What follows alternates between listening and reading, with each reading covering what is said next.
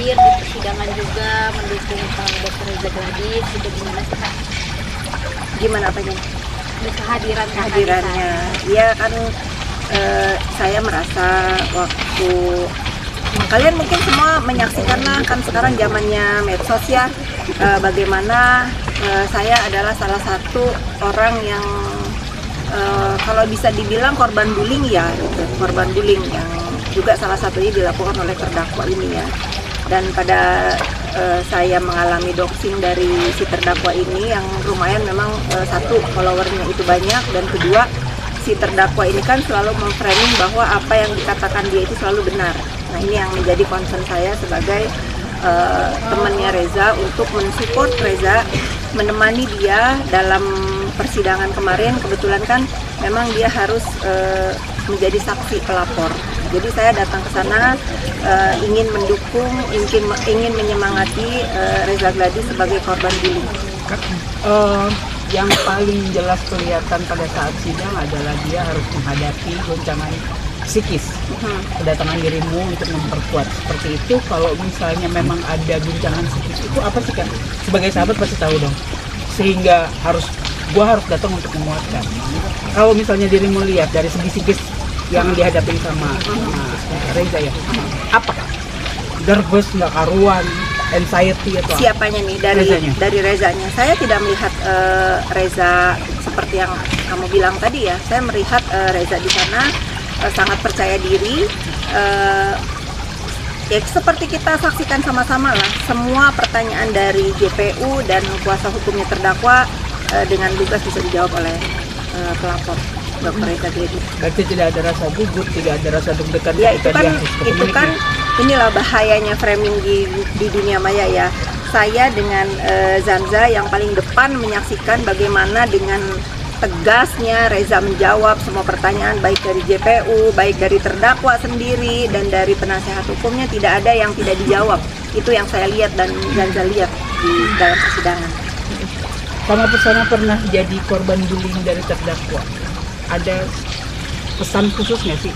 Lo kalau mau ngadepin dia jangan ngeliat matanya. Atau lo kalau misalnya mau ini kayak gitu atau seperti apa?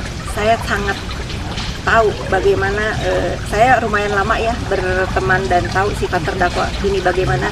Jadi yang di framing di dunia maya seolah-olah dia itu orang yang sangat menakutkan, seolah-olah dia bukan siapa-siapa. Tidak ada itu. Saya cuma bilang sama Reza, ingat kamu adalah seorang dokter, kamu tahu harus bersikap bagaimana terhadap terdakwa.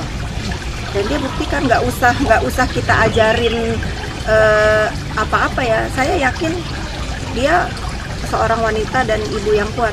Kalau terdakwa berpikir bahwa dia itu ibu yang kuat, Reza juga ibu yang kuat. Jadi sama-sama. Dia, kalau si terdakwa ini menyepelekan Dr. Reza, tidak mungkin dia ada di kursi kesakitan. Itu aja sih. Ya nggak, Jansa?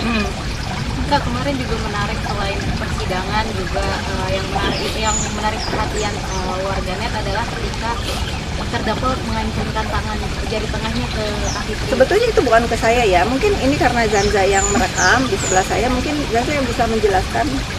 Itu sebetulnya bukan ditujukan untuk saya ya. Ini hanya ingin kepuasan aja, lagi-lagi framing di dunia maya seolah-olah dia mengacungkan jari tengah itu buat ke saya katanya. Iya. Kenyataannya? Ya itu bentuk dari etika dia aja sih sebenarnya. Dia kan memang suka buat gerakan-gerakan tambahan. Nah, karena pada saat itu memang saya dipesankan oleh anak saya. Karena pada saat saya mau mendukung Reza ini, saya izin dulu ke anak saya yang paling besar yang ada di Kanada, Naira, Mami mau datang ke sidangnya terdakwa ya. Sure, Mami boleh. Tapi kalau Mami mau datang ke sana, aku minta satu permintaan. Apa? Saya bilang gitu. Bisa kamu video call aku pada saat kita ini duduk di kursi terdakwa? Sure, saya bilang. Apa yang mau kamu lakukan? Saya bilang. Seperti yang Mami bilang, kalau kita berbuat jahat dan melanggar hukum di Indonesia ini, kita harus tahu resikonya apa. Dan aku ingin melihat dari manapun balasannya terhadap terdakwa ini, finally dia duduk di kursi pesakitan dan aku mau melihat itu. Nah, makanya pada saat terdakwa masuk, saya memang video call anak saya. Kebetulan si terdakwa ini disorakin oleh kubunya, bukan kubu ya, oleh pendukungnya Dr. Eza ini.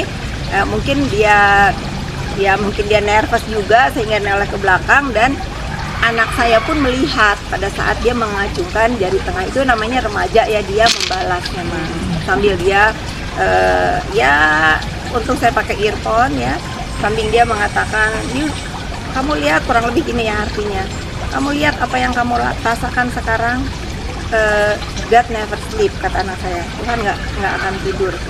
Sekarang saya melihat kamu di sana dan ibu saya menonton kamu ada di sana. Itu yang dikatakan anak saya pada saat saya video call, dan kebetulan si terdakwa ini disorakin sama pendukungnya Reza sehingga dia mungkin terganggu mengacungkan jari. Tapi anyways itu bukan hal penting buat kita bahas. Poinnya adalah kita fokus kepada persidangan ini, jangan fokus kepada gosip-gosipnya ya. Kita fokus kepada persidangan ini bahwa menurut keterangan dan tuntutan yang ada di persidangan kemarin adalah tentang pemerasan dan TPPU.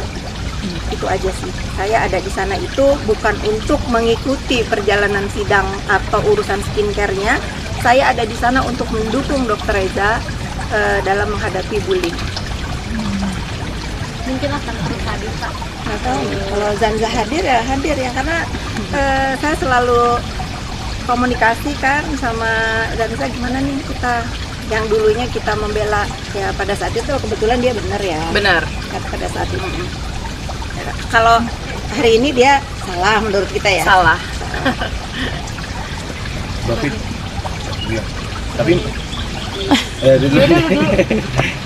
Tapi tapi merasa ini nggak sih satisfying juga sepertinya tuh kayak kan kemarin sempat besar terus dengan terdakwa dan akhirnya dia sekarang ya seperti ini dengan kondisinya gitu, merasa kayak ya akhirnya gitu seperti apa dari Mbak Fit sendiri.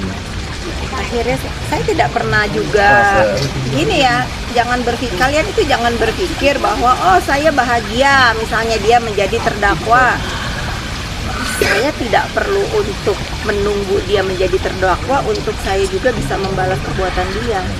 Kan lately juga saya sudah meluruskan tuh doxingan dia karena sudah keterlaluan banget, saya mulai melawan, dan pada akhirnya memang terdakwa dilaporkan oleh Dr. Eza untuk pemerasan dan TPPU ini. Nah kebetulan kan Dr. Eza juga kan teman kita, support ya. Terbayar hasil Terlalu bukan masalah terbayar itu buat saya ketika saya bisa membalas ucapan dia dengan mulut dan tangan saya sendiri ya, itu udah cukup buat saya, karena saya bukan pecundang yang ikut-ikutan dengan seperti yang kalian bilang kan ini nggak tahu nih media mana yang nulis Dr. Eza ada yang menunggangi. Dia itu korban bullying sehingga usahanya mengalami kebangkrutan karena pribadinya diserang oleh terdakwa ini gitu. Jadi jangan terlalu menggoreng-goreng berita seolah-olah ini terdakwa ini bukan berkasus berat ya, seolah-olah ada yang menunggangi karena banyak musuhnya. Tidak seperti itu. Faktanya memang terdakwa ini melakukan tindakan kriminal di Republik ini dengan pasal yang disangkakan yaitu TPPU dan pemerasan. Jadi ayo kita sebagai warga negara Indonesia ini belajar pintar. Jangan yang kita konsumsi ini hanya urusannya gosip ya. Ya enggak? Urusannya penggiringan opini gitu. Ini Zanza kan termasuk menurut saya masyarakat yang giat mengedukasi di sosial media ya. Meluruskan berita-berita apapun, tidak hanya urusan terdakwa, tentang hukum-hukum yang ada di Republik ini. Tapi mungkin Kak kemarin berteman lama sampai akhirnya seperti ini gitu, ada tetap merasa di hati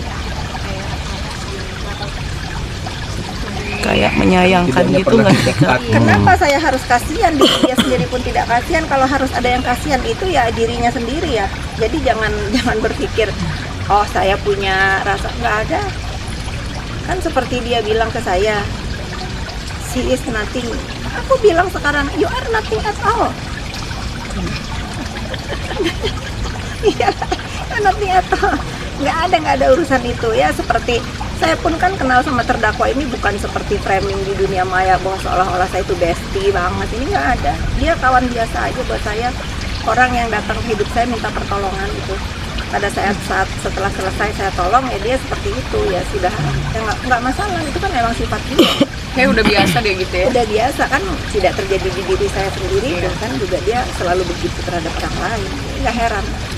Tapi sebelum masalah ini akhirnya lari ke ranah hukum ya kan, dibilang tadi dua-duanya adalah teman kayak gitu.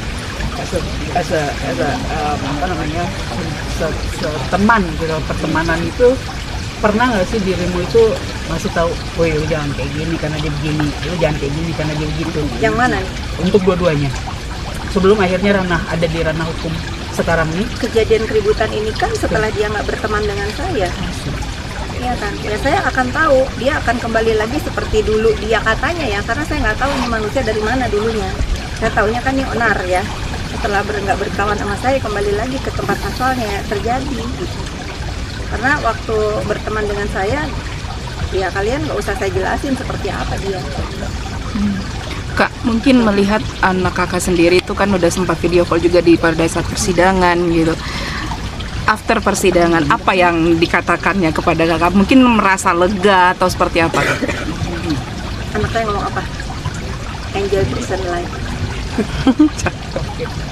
Itu kata anak saya. Enjoy. Deal with it. Deal with it. Berarti dia merasa kayak lepas gitu rasanya. Terlalu tinggi kalau anak saya harus memikirkan dia, Mbak. Emang dia siapa? Cuman dia melihat jadi pembelajaran buat dia. Ada orang yang pernah ditolong oleh keluarga kami, lalu menggigit, lalu berakhir di penjara ya. Deal with it. Gitu aja. Enjoy kata anak saya.